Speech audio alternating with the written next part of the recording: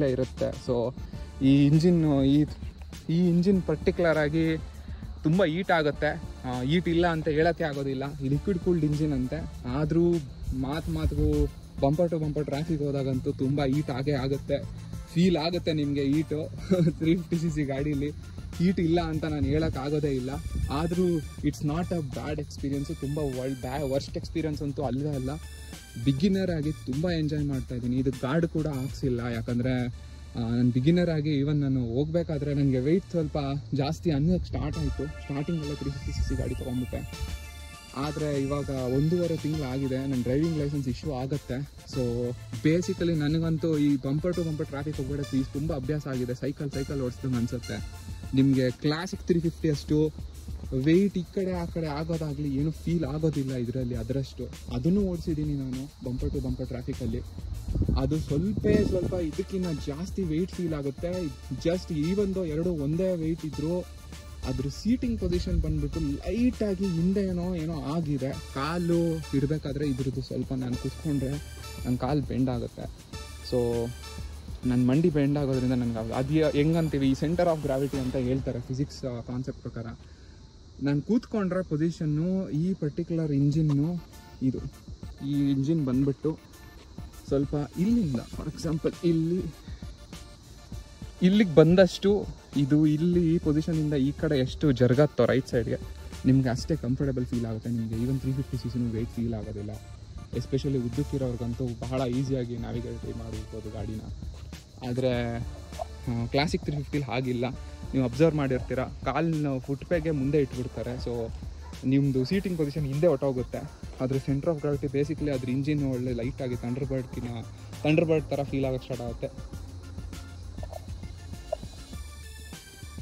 ಇದ್ರದ್ದು on road price ಬಂದ್ಬಿಟ್ಟು 2,86,000 ಆಯಿತು ನನಗೆ total.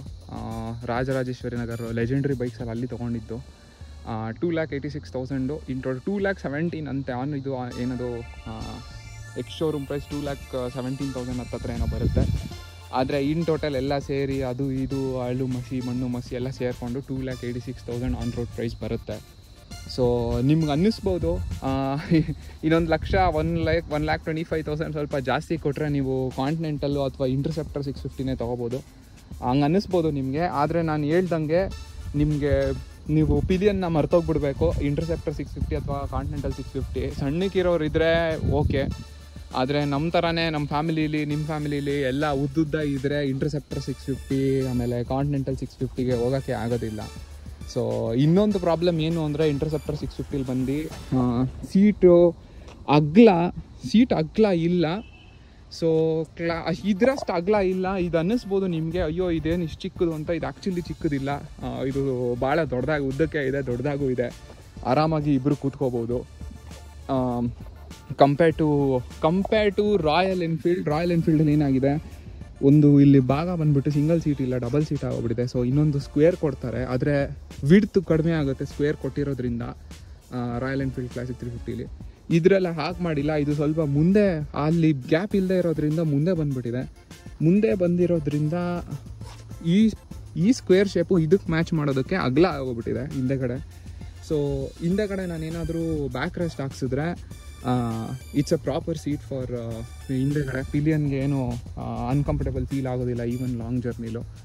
So overall out of 10 ನಾನು ಇದಕ್ಕೆ ರೇಟ್ ಮಾಡಬೇಕು ಅಂದರೆ ಡೆಫಿನೆಟ್ಲಿ 6.57ಗೆ ರೇಟ್ ಮಾಡ್ತೀನಿ.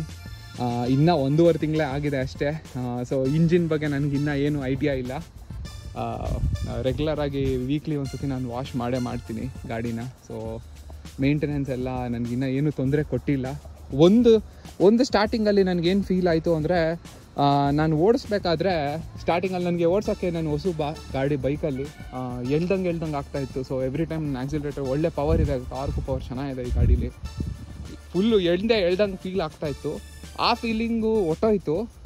ಆದರೆ 80 to 100 ರೀಚಾಗಿ 80ಗೆ ಹೋಗೋಕ್ಕೆ ಏನು ಮೋಸ ಇಲ್ಲ, ಏನು ವೈಬ್ರೇಷನ್ ಏನೂ ಬರೋದಿಲ್ಲ ಗಾಡೀಲಿ, 100ವರೆಗೂ ಬರೋದಿಲ್ಲ. ಆದರೆ ಸ್ಟಾರ್ಟಿಂಗು ಇನಿಷಿಯಲ್ ಡೇಸು ಓಡಿಸ್ಬೇಕಾದ್ರೆ ಫಸ್ಟು ಸ್ವಲ್ಪ ದಿನಗಳು ನನಗೆ ತುಂಬ ವೈಬ್ರೇಷನ್ ಬರ್ತಾಯಿತ್ತು. 80 ಮೇಲೆ ಹೋದ ತಕ್ಷಣ ಫಸ್ಟ್ ಸರ್ವಿಸ್ ಆಗೋ ಗಂಟ ನನಗೆ 80 ಮೇಲೆ ತುಂಬ ವೈಬ್ರೇಷನ್ ಬರ್ತಾಯಿತ್ತು. ಆದರೆ ಇದಕ್ಕಿದ್ದಂಗೆ ಫಸ್ಟ್ ಸರ್ವಿಸ್ ಆದಮೇಲೆ ಇಂಜಿನ್ ಸ್ವಲ್ಪ ಸ್ಮೂತಾಗಿ ನನಗೆ ಈವನ್ 100-120ವರೆಗೂ ವೈಬ್ರೇಷನ್ ಜಾಸ್ತಿ ಇಲ್ಲವೇ ಇಲ್ಲ. ಆದರೂ 110 ಮೇಲ್ಗಡೆ ಹೋದರೆ ನಿಮಗೆ ಡೆಫಿನೆಟ್ಲಿ ಸ್ವಲ್ಪ ವೈಬ್ರೇಷನ್ ಫೀಲ್ ಆಗೋಕ್ಕೆ ಸ್ಟಾರ್ಟ್ ಆಗುತ್ತೆ ಇದಕ್ಕಿದ್ದಂಗೆ. ಅಲ್ಲಿ 110ವರೆಗೂ ಭಾಳ ಸ್ಮೂತ್ ಇದೆ. ಸೊ ಯಾರಿಗೆ ವಿಂಟೇಜ್ ಕ್ಲಾಸಿಕ್ ಎಕ್ಸ್ಪೀರಿಯನ್ಸ್ ಬೇಕು ಅಂದರೆ ಇದು one of the best vehicles in the segment at the moment. So ಇದರಲ್ಲಿ 3 ಕಲರ್ ಬರುತ್ತೆ. ಒಂದು ಕಾಪರ್ ಕಲರು ಅಂದರೆ ಒಂದು ಸ್ವಲ್ಪ ಈ ಬ್ರಿಕ್ ಕಲರ್ ಥರ ಒಂದು ಬರುತ್ತೆ, ಒಂದು ಸ್ವಲ್ಪ ಮರೂನಿಶ್ ಒಂದು ಬರುತ್ತೆ. ಇನ್ನೊಂದು ಒಂದು ಸ್ವಲ್ಪ ರೆಡ್ಡಿಶ್ ಆಗಿರೋದೊಂದಿದೆ. ಸೊ ನನಗೆ ಅವೆರಡೂ ಇಷ್ಟ ಆಗಲಿಲ್ಲ, ಯಾಕಂದರೆ ನಾನು ಬ್ಲ್ಯಾಕ್ ಪ್ರಿಯ. ಸೊ ನನಗೆ ಬ್ಲ್ಯಾಕ್ ಕಲರ್ ಅಂದರೆ ತುಂಬ ಇಷ್ಟ. ಸೊ ನನಗೆ ಈ ಫಿನಿಶು ತುಂಬ ಇಷ್ಟ ಆಯಿತು. ಇದ್ರಲ್ಲಿ ಸ್ವಲ್ಪ ಕ್ರೋಮು. ಇದರಲ್ಲಿ ಮತ್ತೊಂದು ಹೇಳಬೇಕು ಅಂದರೆ ಈ ಇಂಜಿನ್ನು ಈ ಟ್ಯಾಂಕ್ ಕಲರ್ ಇತ್ತು ಫಸ್ಟ್ ತೊಗೋಬೇಕಾರೆ, ಈ ಕೆಳಗಡೆ ಇರೋ ಇಂಜಿನ್ನು. ಈ ಒಂದು ಮೇಂಟೈನ್ ಒರೆಸು ಏನಾದರೂ ಮಾಡಿರಿ ನೀವು, ಅದು ಭಾಳ ಕಷ್ಟ ಕ್ರೋಮ್ ಫಿನಿಷ್ನ ಅಲ್ಲಿ ಗಂಟ ಮೇಂಟೈನ್ ಮಾಡೋದು. ಸೊ ಓವರಾಲ್ ನನ್ನ ಎಕ್ಸ್ಪೀರಿಯನ್ಸು ತುಂಬ ಚೆನ್ನಾಗಿದೆ. ಸೊ ಒಂದು ಸತಿ ಸ್ಟಾರ್ಟ್ ತೋರಿಸ್ತೀನಿ ನಿಮಗೆ ಗಾಡಿನ. ಒಂದು ನಿಮಿಷ, ಸ್ಟಾರ್ಟ್ ಆಗುತ್ತೋ ಇಲ್ವೋ ಗೊತ್ತಿಲ್ಲ, ಸ್ಟ್ಯಾಂಡಲ್ಲಿ ಟ್ರೈ ಮಾಡಿಲ್ಲ ಅವತ್ತು. ಕ್ಲಚ್ ಹಾಕಬೇಕು. ಸಾರಿ ಫ್ರೆಂಡ್ಸ್, ನನಗೆ ಮರ್ತೋಗ್ಬಿಟ್ಟಿತ್ತು. ಸೊ ಬಿಗಿನರ್ ಅಂತ ಹೇಳೋದು ಇದಕ್ಕೋಸ್ಕರ ಅಂತಲೇ. ನನಗೇನು ಮರ್ತೋಯ್ತು ಅಂದರೆ ಇದು ಸ್ಟಾರ್ಟ್ ಮಾಡಬೇಕು ಅಂದರೆ ಇಲ್ಲಿ ಸ್ಟ್ಯಾಂಡ್ ತೆಗಿಬೇಕು. ಸೊ ನಾವು ನಿಮಗೆ ಹೇಳ್ಕೊಟ್ಟಿದ್ದಾರೆ ಅವರು, ಆದರೂ ನಾವು ಮರ್ತೋಗ್ಬಿಟ್ವಿ ಸ್ಟ್ಯಾಂಡ್ ತೆಗಿಬೇಕು ಸೇಫ್ಟಿ ಫೀಚರಾಗಿ ಅಂತ. ಸೊ ಇದು ತೆಗಿತಿ ತೋರಿಸ್ತೀನಿ. ಹಂಗೆ ಸ್ಟಾರ್ಟ್ ಮಾಡ್ಬೋದು, ಅಂದರೂ ಕೂತ್ಕೋತಾ ಇದ್ದೀನಿ, ಯಾಕಂದರೆ ನಿಮಗೆ ನಾನು ಸೀಟಿಂಗ್ ಪೊಸಿಷನ್ ಕೂಡ ತೋರಿಸ್ಬೇಕಲ್ವಾ. ಸೊ ಇಲ್ಲಿ ಸರಿಯಾಗಿ ತೋರಿಸ್ತೀನಿ ಒಂದು ಸತಿ. ಇದೊಂದು ನನಗೆ ತುಂಬ ಇಷ್ಟ. ಕೀ ಬಂದ್ಬಿಟ್ಟು ಈ ಕಡೆ ರೈಟ್ ಸೈಡಲ್ಲಿದೆ. ಸೊ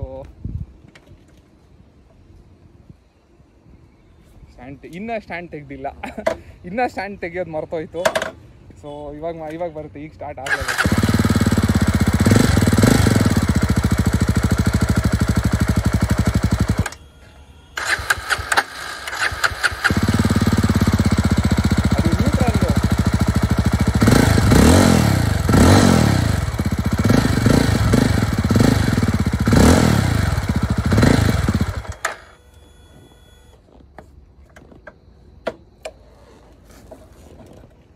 ಸೊ ಇನ್ನೊಂದು ಹೇಳಬೇಕು ಅಂದರೆ ನ್ಯೂಟ್ರಲ್ ಹಾಕೋಕ್ಕೆ ನಾನು ಕಲಿತಾ ಇದ್ದೀನಿ. ಬಿಗಿನರ್ ಇರೋದ್ರಿಂದ ನನಗೆ ಸ್ವಲ್ಪ ನ್ಯೂಟ್ರಲ್ ಹಾಕೋಕ್ಕೆ ಒಂದು ಸ್ವಲ್ಪ ಲೈಟಾಗಿ ಕಷ್ಟ ಅನಿಸುತ್ತೆ, ಯಾಕಂದರೆ ಕೆಳಗಿಂದ ಮೇಲೆ ಎಳೆದಾಗ ರಪ್ ಅಂತ ಎಳಿತಾ ಇದ್ದೀನಿ. ಆದರೆ ಮೇಲಿಂದ ಕೆಳಗಡೆ ಡೌನ್ ಶಿಫ್ಟ್ ಮಾಡಬೇಕಾದ್ರೆ ನನಗೆ ತುಂಬ ಈಸಿ ನ್ಯೂಟ್ರಲ್ ಹಾಕೋಕ್ಕೆ. ಸೊ ನೀವು ನೋಡಿದ್ರಿ, ಆಫ್ ಆಗೋಯ್ತು ಗಾಡಿ ನ್ಯೂಟ್ರಲ್ ಹಾಕೋಕ್ಕೆ ಹೋಗಿ. ಅದು ಬಿಟ್ಟರೆ ಗಾಡೀಲಿ ಏನೂ ಪ್ರಾಬ್ಲಮ್ ಇಲ್ಲ, ಏನು ಇದುವರೆಗೂ ಏನೂ ಬಂದಿಲ್ಲ. ಲೆಜೆಂಡ್ರಿ ಬೈಕ್ಸು RR ನಗರ್ ಕಡೆ ಅವ್ರು ಮಾತ್ರ ನನಗೆ ತುಂಬ ಅಂದರೆ ತುಂಬ ಫೀಲ್ ಮಾಡಿಸ್ತಾ ಇದ್ದಾರೆ. ತುಂಬ ಬೈಕಿಂಗ್ ಕಮ್ಯುನಿಟಿ ಎಕ್ಸ್ಪೀರಿಯನ್ಸ್ನ ತುಂಬ ಒಳ್ಳೆ ನನಗೆ ಎಕ್ಸ್ಪೀರಿಯನ್ಸ್ ಕೊಡ್ತಾ ಇದ್ದಾರೆ ಅವರು. ಸೊ ಅದು ನೋಡಿದೆ. ಜಾವಾ 350ಲಿ ಇದಿಲ್ಲ ಅಂತ ತುಂಬ ಕಮೆಂಟ್ಸ್ಗಳು ಇತ್ತು ಇಂಟರ್ನೆಟ್ಟಲ್ಲಿ. ಅವ್ರದ್ದು ಸರ್ವಿಸ್ ಸರಿ ಇಲ್ಲ, ಅವ್ರದ್ದು ಇದಿಲ್ಲ, ರೆಸ್ಪಾನ್ಸ್ ಇಲ್ಲ ಅಂತ. ಇದುವರೆಗೂ ನನಗೆ ಲೆಜೆಂಡ್ರಿ ಬೈಕ್ಸಲ್ಲಿ ನನಗೆ ಆ ಫೀಲಿಂಗ್ ಅಂತೂ ನನಗೆ ದೇವರಾಣೆ ಬಂದಿಲ್ಲ, ಬರೋದು ಇಲ್ಲ ಅಂತ ಅಂದ್ಕೊಂಡಿದ್ದೀನಿ. ಸೊ ಇದುವರೆಗೂ ನನಗೆ ಏನು ಎಕ್ಸ್ಪೀರಿಯನ್ಸ್ ಕೊಟ್ಟಿದ್ದಾರೆ, ನನಗೆ ಡ್ರೈವ್ ಕರ್ಕೊಂಡು ಹೋಗಿದ್ದಾರೆ. ಆ್ಯಸ್ ಅ ಬಿಗಿನರ್ ಆದರೂ ನನ್ನ ಡ್ರೈವ್ ಕರ್ಕೊಂಡು ಹೋಗಿದ್ದಾರೆ, ಲಾಂಗ್ ಡ್ರೈವ್ ಕರ್ಕೊಂಡು ಹೋಗಿದ್ದಾರೆ. ಸೊ ತುಂಬ ಸಪೋರ್ಟಿವ್ ಆಗಿದ್ದಾರೆ. ಅವ್ರ ಮೆಕ್ಯಾನಿಕ್ ಆಗಲಿ, ಸರ್ವಿಸ್ ಸೆಂಟ್ರ್ ಆಗಲಿ, ಸೇಲ್ಸ್ಮೆನ್ ಆಗಲಿ, ಎವ್ರಿ ಮಂತ್ ನನಗೆ ಫಾಲೋ ಅಪ್ ಕಾಲ್ ಮಾಡ್ತಾ ಇದ್ದಾರೆ. ಸೊ ಎಕ್ಸ್ಪೀರಿಯನ್ಸ್ ರಿಗಾರ್ಡಿಂಗ್ ಕೇಳೋದಕ್ಕೆ. ಅದು ಬಿಟ್ಟರೆ ನಾನು ತುಂಬ ಎಂಜಾಯ್ ಮಾಡ್ತಾಯಿದ್ದೀನಿ. ಸೊ ಈ ವಿಡಿಯೋನ ನಾನು ಮೋಸ್ಟ್ಲಿ ಇಲ್ಲಿಗೆ ಎಂಡ್ ಮಾಡ್ತೀನಿ ಅಂತ ಅನ್ಕೋತಾ ಇದ್ದೀನಿ. ಮುಂದಿನ ಸತಿ ತಿರ್ಗಾ ಮೀಟ್ ಆಗೋಣ. Thank you, bye bye.